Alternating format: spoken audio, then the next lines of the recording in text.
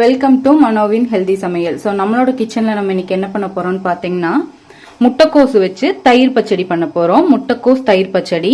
அதுக்கப்புறம் பாத்தீங்கன்னா நெல்லிக்காய் ஊறுகாய். நெல்லிக்காய் வந்து சீசன் வரும்போதே நம்ம நெல்லிக்காய் ஊறுகாய் போட்டு வச்சுக்கோம் நம்ம வீட்டுல. நேற்றுக்கு டியூட்டி முடிஞ்சு நான் வரும்போது 1.5 கிலோ நெல்லிக்காய் 100 ரூபான்னு சொன்னாங்க. 50 ரூபாய்க்கு நெல்லிக்காய் கொடுங்கன்னு வாங்கிட்டு வந்தாச்சு. ஸோ அதை வேக வச்சு எடுத்து வச்சிருக்கோம். பாத்திரம் வச்சு தண்ணி சூடு பண்ணிருக்கேன்.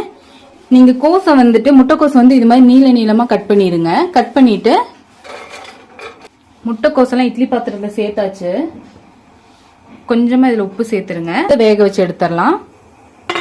வேகிறதுக்குள்ள நம்ம தயிர் ரெடி பண்ணிடலாம். நான் 1/2 லிட்டர் தயிர் எடுத்திருக்கேன். அது கூட பாத்தீங்கன்னா வரமிளகா பொடிச்சு வச்சிருக்கு, அது 1 ஸ்பூன் சேர்த்துடலாம். உப்பு பாத்தீங்கன்னா ஒரு 1/2 டீஸ்பூன் உப்பு இது கூட சேர்த்துடலாம். நல்லா மிக்ஸ் பண்ணி வச்சிடலாம். வேக வச்ச நெல்லிக்காய் பாத்தீங்கன்னா நான் உப்பு போட்டுதான் வேக வச்சிருந்தேன். இது மாதிரி சின்ன சின்ன பீஸா கட் பண்ணிருங்க. நெல்லிக்காய் கூட பாத்தீங்கன்னா தனி மிளகாய் தூள் வந்து சேர்த்துக்கோங்க. உங்களோட காரத்துக்கு அனுசரிச்சு நீங்க சேர்த்துக்கோங்க. நான் வந்து 3 டீஸ்பூன் சேர்க்கிறேன். ஏன்னா எங்களுக்கு கொஞ்சம் சுருக்குன்னு வேணும். இப்ப பாத்தீங்கன்னா நான் ஒரு 15 நிமிஷம் வேக வச்சிருக்கேன். கோஸ் வந்து நல்லா வெந்துருச்சு. இதை சூடார வச்சிடலாம். ஒரு கடாய் வச்சுட்டு 3 குழிக்கரண்டி நல்லெண்ணெய் சேர்த்துட்டு எண்ணெய் சூடானதும் 1 டீஸ்பூன் கடுகு அது கூட சேர்த்துருங்க. அப்புறம் 1 கைப்பிடி கருவேப்பிலை அது கூட சேர்த்துட்டு கொஞ்சம் பெருங்காயத்தூள்.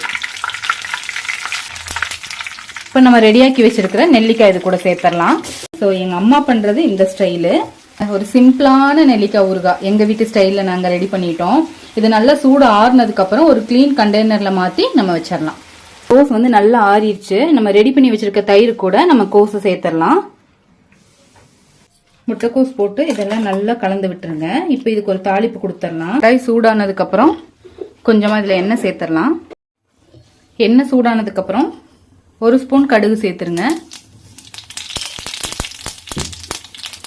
கொஞ்சம் சின்ன வெங்காயம், கருவேப்பிலை, 3 பச்சை மிளகாய் இதெல்லாம் சேர்த்து நல்லா வணக்கிடுங்க. வெங்காயம் நல்லா வணங்கிடுச்சு.